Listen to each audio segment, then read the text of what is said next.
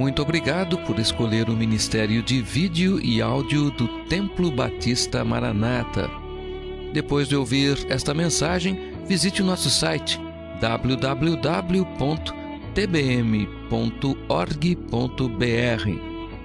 A nossa igreja oferece discipulado cristão, instituto bíblico e muitas oportunidades para o seu crescimento espiritual. Que Deus o abençoe. Maranata, ora vem, Senhor Jesus.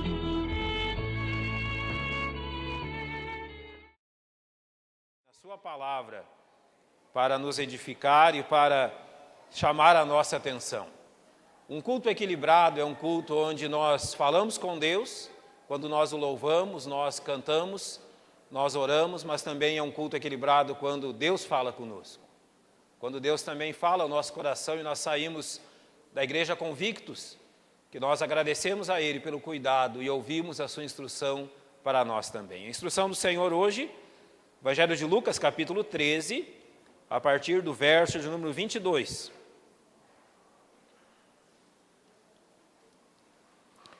Evangelho de Lucas, capítulo 13, a partir do verso 22.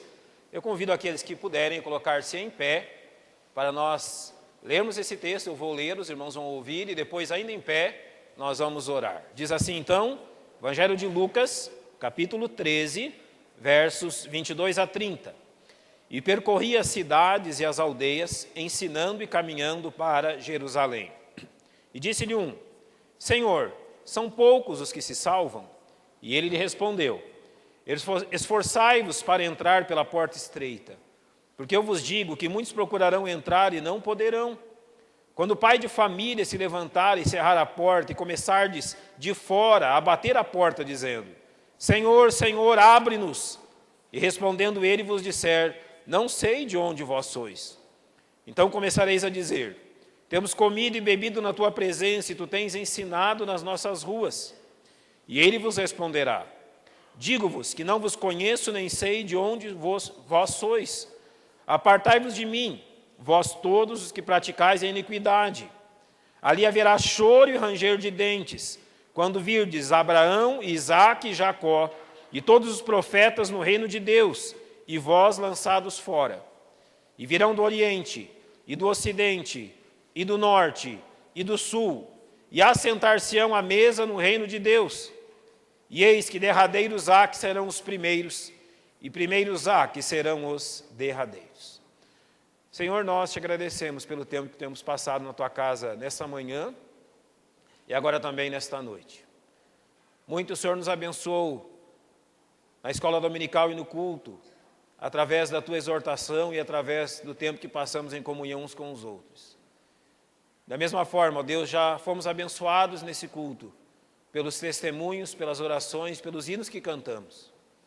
E agora nós abrimos o nosso coração ao Senhor, a fim de que a tua exortação penetre profundamente, entrando, ó Deus, e discernindo o que há em nossa vida e em nosso coração, trazendo-nos edificação e a glória do teu nome.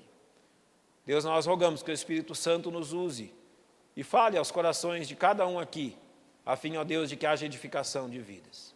Assim nós rogamos, em nome de Jesus, nosso Salvador. Amém. Podemos assentar, irmãos. Já contei aos jovens essa questão que aconteceu. Acho que eu já contei aos irmãos também, mas eu vou repeti-la. Quando eu cheguei para morar na fronteira com o Paraguai, no estado do Paraná, fronteira com o Paraguai, só tem o rio Paraná de divisa, então de um lado o Brasil, do outro lado o Paraguai. Aconteceu uma coisa, logo no mês que eu havia chegado lá, aconteceu uma coisa em Assunção. Assunção fica a uma distância como daqui a Catalão, mais ou menos, da divisa. Uma boa estrada, você vai facilmente a Assunção. E naquele mês em Assunção aconteceu algo que chocou o país inteiro, a fronteira ali. Foi o caso de um supermercado, se não me engano, o nome do supermercado era Bolanhos, é esse o nome. E lá no Paraguai as coisas são difíceis em termos de infraestrutura. E os supermercados normalmente têm fios soltos, é uma confusão muito grande. Vocês acham que ali em Campinas tem alguns galpões ali que é complicado, você imagina como é que é lá. E naquela tarde, um daqueles supermercados, esse supermercado Bolanhos, ele incendiou. E normalmente quando há fumaça, há fogo, e há fogo você vai fugir, não é? É o normal que cada um faça.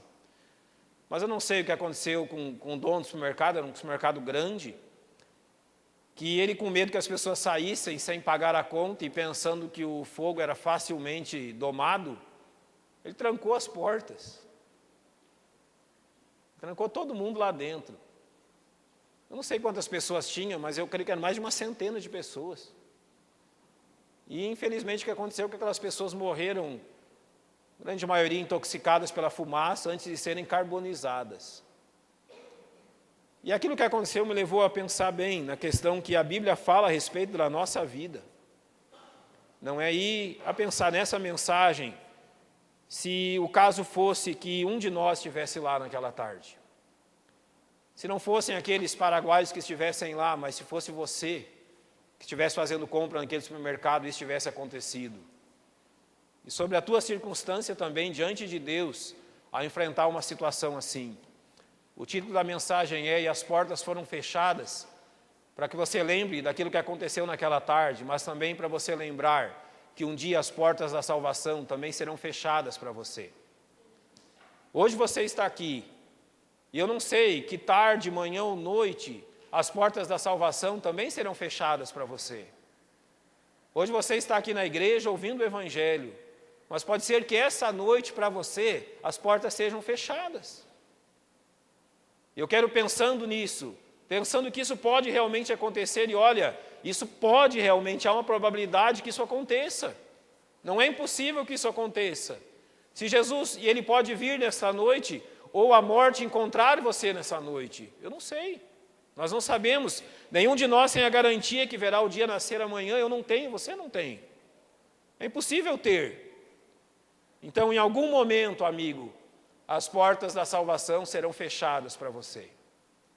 Eu quero que você pense muito bem, antes de sair daqui nessa noite, que se isso acontecer com você, você precisa estar preparado. Em primeiro lugar, pensando naquelas pessoas daquela tarde, ninguém percebeu que aquela última hora havia chegado. Não há como. Eles entraram, eles saíram das suas casas, pegaram seus carros, foram ao supermercado, andaram pelas ruas de Assunção, chegaram, talvez foram em algum lugar, talvez visitaram amigos ou familiares e, como todos nós fazemos continuamente, como eu fiz hoje, você deve ter feito também em outros dias, você foi ao supermercado para realizar algum tipo de compra, comprar alguma necessidade. Eles também fizeram isso. Era absolutamente o normal do dia a dia, não havia nada de anormal naquilo. Eles estavam fazendo aquilo que faziam diversas vezes no mês, talvez aquilo que faziam todos os dias, andando pelas mesmas ruas, vendo as mesmas pessoas. Talvez a grande maioria daquelas pessoas que morreram naquele dia, elas já haviam ido a centenas de vezes àquele supermercado. Quando elas chegaram naquela tarde lá, não havia um anúncio, ou uma placa, ou um luminoso, ou alguém com um cartaz dizendo: olha, esta é a última hora da sua vida. Não havia ninguém. Não há isso. Na sua vida, da mesma forma, se você não tem Cristo, ninguém vai andar com uma placa ao lado de você dizendo: olha, esta é a última hora da sua vida. Então você precisa crer em Cristo nesses minutos. Eu não estou aqui dizendo que essa é a última hora da tua vida, mas eu gostaria de ter uma placa dizendo: esta pode ser a última hora da sua vida. E se você partir desse mundo sem Cristo, você está perdido. Não há aviso, não há nenhum tipo de aviso dizendo que a última hora chegou. Olhando para aquelas pessoas, eu quero lembrar também que naquela tarde não morreram apenas pessoas muito idosas e doentes, vamos pensar assim. Quando você vê uma pessoa já adiantada na idade, talvez 100 anos, não sei, você diz: olha, tal pessoa tem pouco tempo de vida.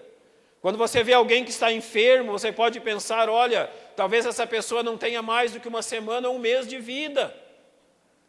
Mas notem que naquela tarde não foram apenas pessoas idosas que nós pensamos estarem mais próximas de deixar esse mundo, ou pessoas doentes, mas foram jovens, crianças, pessoas saudáveis, talvez pessoas que haviam feito um check-up da sua saúde. Estava tudo perfeito, não havia nada com que se preocupar. Crianças começando a sua vida com poucos anos de vida, jovens cheios de expectativas, cheios de planos, de pensamentos, pessoas que desejavam casar-se, pessoas que desejavam ser pais, mães. Nenhuma delas foi poupada. A morte não poupa você porque você tem planos, ou porque é jovem, ou porque é saudável. Não. Você lê no jornal, se você tem o costume de ler os jornais diariamente, por vezes eu vou lá naquela seção de obituários. Sabe o que mais me chama a atenção? Quando eu encontro alguém lá que faleceu na idade de 37 anos, é a minha idade. Eu fico pensando, essa pessoa nasceu no mesmo ano que eu, provavelmente. Talvez até no mesmo mês. Eu não sei se ela teve filhos, eu não sei se ela teve família, mas eu sei que para ela a vida terminou. Ela não terá o que eu tenho pela frente. Até onde, eu não sei. Mas a morte não chega apenas àqueles que estão doentes ou estão já avançados na idade, mas ela é uma realidade de todos nós. Observe o que diz Romanos 5,12. Portanto, como por um homem entrou o pecado no mundo e pelo pecado a morte, assim também a morte passou a todos os homens, por isso que todos pecaram. Notem que o pecado e a morte entraram na nossa raça.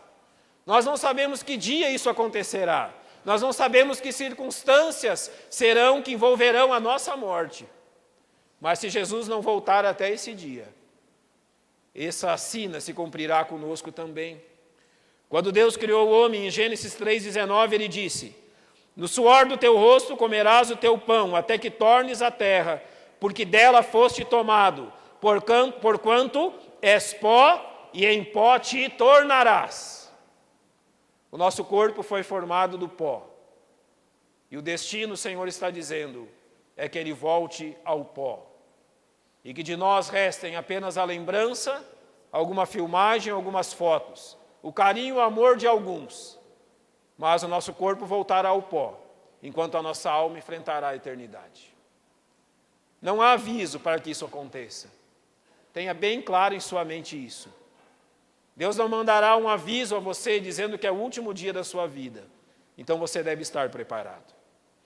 Em segundo lugar, eu pensando nessas pessoas que partiram naquele dia, por vezes eu penso que se alguma coisa tivesse acontecido naquele supermercado naquela tarde, alguém tivesse conseguido quebrar aquelas trancas, aqueles cadeados, aquelas correntes, quando então no último minuto, na última expectativa de vida, quando alguns já estivessem desfalecendo, então alguém conseguisse abrir aquela porta, que tipo de pessoas nós encontraríamos?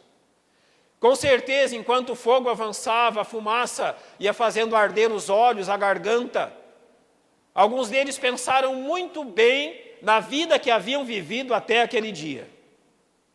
E possivelmente alguns deles lamentaram algumas coisas que haviam feito. Talvez lamentaram coisas que não fizeram, mas com certeza lamentaram coisas e pecados que talvez tenham cometido. Muitos deles, no seu desespero, talvez tenham clamado a Deus, pedindo que Deus os salvasse, que Deus libertasse-os daquela circunstância de morte. O Senhor sabe porque Ele não fez isso. Ele podia ter feito, mas na sua vontade soberana Ele não o fez. E o fez com justiça. Ele não era obrigado a fazer aquilo. Mas o certo é que, se aquelas pessoas tivessem tido uma segunda chance, o que seria da vida delas? Primeira coisa que eu quero dizer a respeito disso é que o pecado nos ilude de tal forma que nós sempre pensamos que jamais precisaremos de uma segunda chance. Lembre bem a parábola citada por Jesus em Lucas 12, quando ele diz que a herdade de um homem rico tinha produzido com abundância. Então o que ele fez? Ele derrubou os seus celeiros e edificou outros maiores. E ali ele recolheu todas as novidades, todos os bens dele. Então, ele se volta à própria alma e diz: alma, olha, ele falando com a própria alma dele: alma, tens em depósito muitos bens para muitos anos. Então, o conselho dele, a própria alma é: descansa, come, bebe e folga. Ele disse: alma, está tudo bem contigo. Você tem tudo o que você precisa.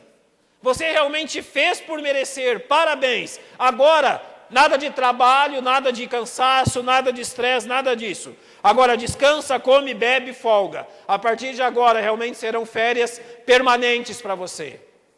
Esse era os planos dele. E observe o que Deus disse. Louco, esta noite te pedirão a tua alma e o que tu tens preparado, para quem será? Deus está perguntando, tudo isso que você juntou, quem é que vai usar? Agora olhe para nós.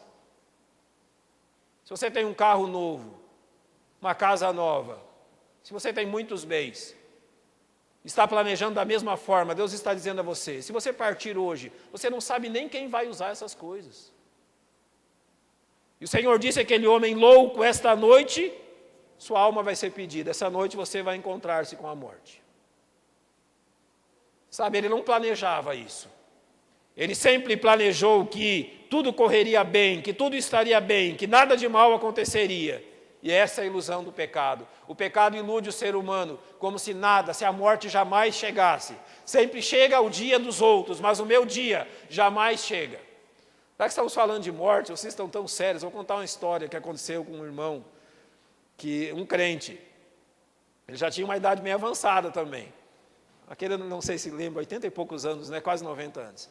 E um dia ele passou mal. Eu fiquei sabendo então que o irmão Francisco tinha ido para o hospital.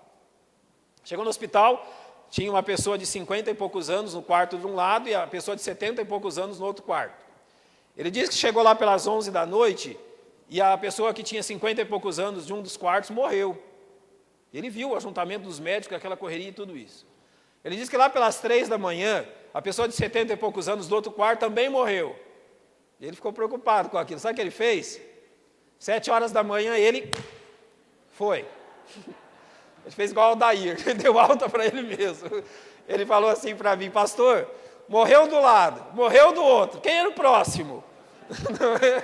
Ele correu do hospital e foi embora.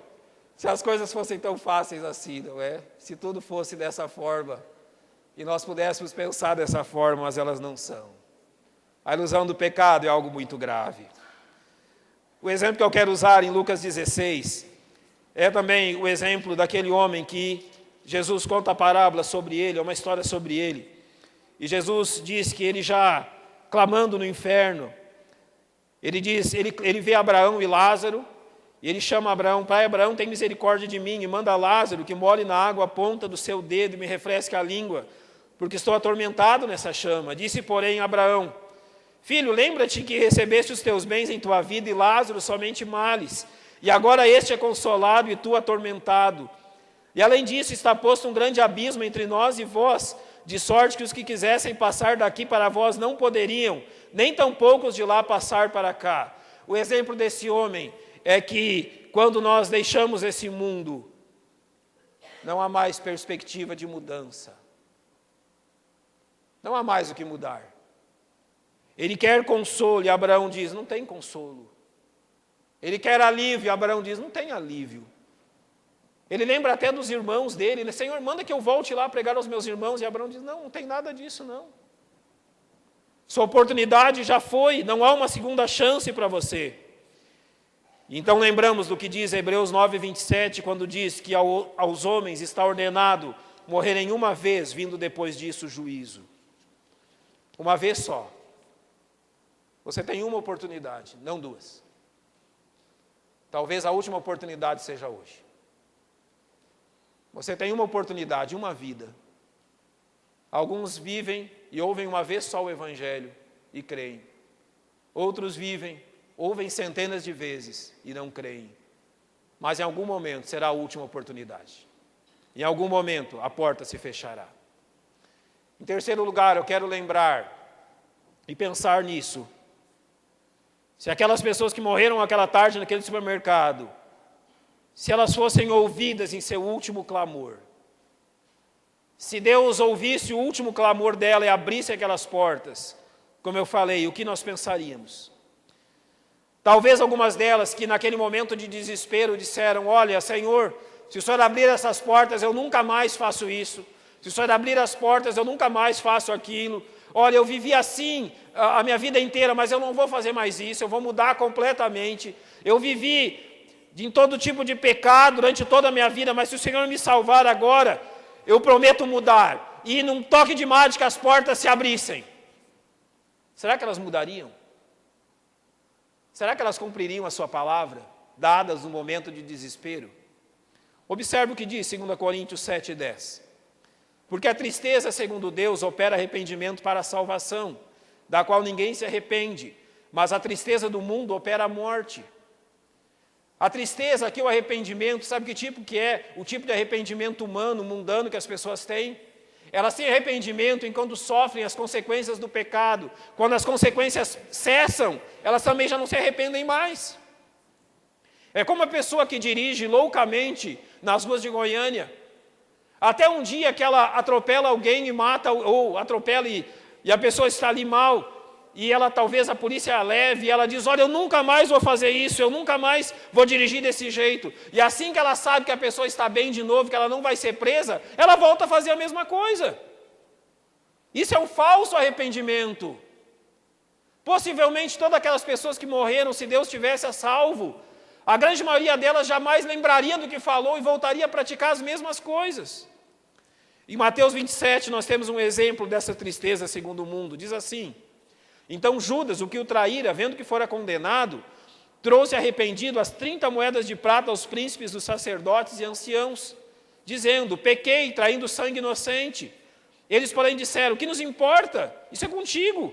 E ele, atirando para o templo as moedas de prata, retirou-se e foi enforcar-se. Tristeza, não era arrependimento, era tristeza. E a Bíblia diz aqui em 2 Coríntios 7:10, mas a tristeza do mundo opera a morte.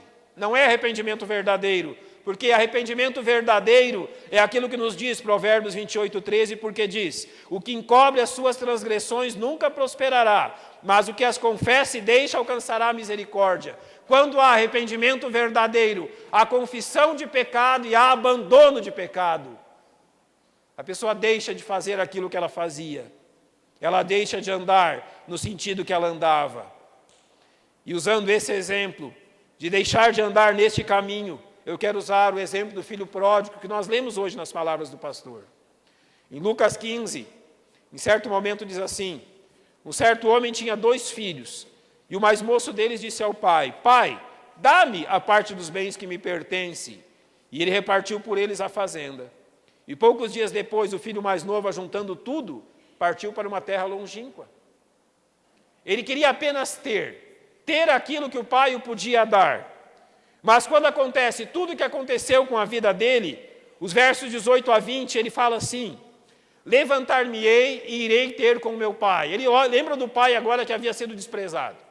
O pai a quem ele havia rejeitado, ele se lembra agora. Ele diz, pai, pequei contra o céu e perante ti, já não sou digno de ser chamado teu filho.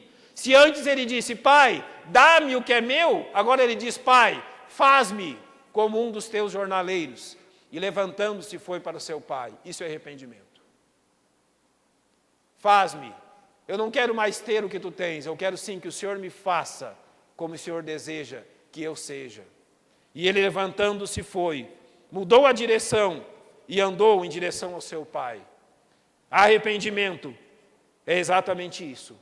Quando você muda de direção. Eu quero dizer a você que hoje é o dia de mudar de direção. Hoje é a oportunidade de mudar a direção da sua vida. Observe bem o que o Senhor diz em Atos 17:30. Mas Deus, não tendo em conta os tempos da ignorância, anuncia agora a todos os homens e em todo lugar que se arrependam, que mudem de direção. As portas se fecharão também para você. E o que Deus está dizendo a você, meu amigo, é que você deve arrepender-se dos seus pecados enquanto há tempo. E arrepender quer dizer que você confessará os seus pecados a Ele e dará meia volta, deixará os seus pecados. Não há ninguém que venha a Cristo com os seus pecados sem confessá-los e abandoná-los. O Senhor Jesus os perdoa, o Senhor Jesus os limpa, nos limpa de todo o pecado quando nós nos arrependemos. Arrependimento é uma condição para a salvação. Todos aqueles que entrarão o céu tendo se arrependido. Mudaram de direção, creram no bom Salvador. Em Romanos capítulo 3, verso 10, está escrito que não há um justo, nenhum sequer. Você não pode fazer isso, por si mesmo não. Você não pode salvar-se a si mesmo, e nem conquistar algo para você mesmo na salvação. Não há um justo, não há ninguém que possa conquistar a sua própria salvação. Por isso Romanos 5,8 diz que Deus prova o seu amor para conosco, em que Cristo morreu por nós, sendo nós ainda pecadores. Só Cristo pode fazer isso. Apenas Ele, que morreu na cruz por você e pagou o preço do seu pecado, pode ser o seu Salvador. Agora, como Ele pode ser o seu Salvador? Preste atenção em Romanos capítulo 10, versos 9 e 10. A saber, se com tua boca confessares ao Senhor Jesus e em teu coração creres que Deus ressuscitou dentre os mortos, será salvo. É uma promessa. Visto que com o coração se crê para a justiça e com a boca se faz confissão para a salvação. A Bíblia está dizendo claramente como ser salvo. Você precisa arrepender-se. Você precisa, ao invés de amar os seus pecados, dizer, não, eu não quero mais isso. Se eu morrer com os meus pecados, estarei condenado hoje, eternamente separado de Deus em sofrimento. Mas Deus, que não quer que você se perca, diz que você deve se arrepender. E Romanos fala claramente, se no coração você crer e com a boca confessar a Jesus como seu Salvador, você será salvo. Você crê isso? Crê que Deus pode transformar a sua vida?